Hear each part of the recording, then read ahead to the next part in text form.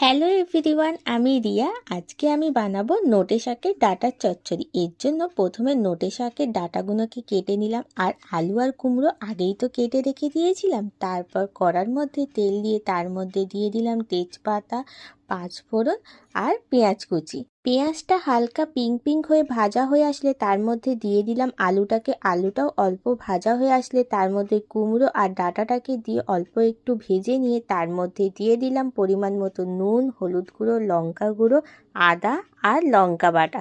তারপর দিয়ে দিলাম ধনে গুঁড়ো আর জিরে গুঁড়ো।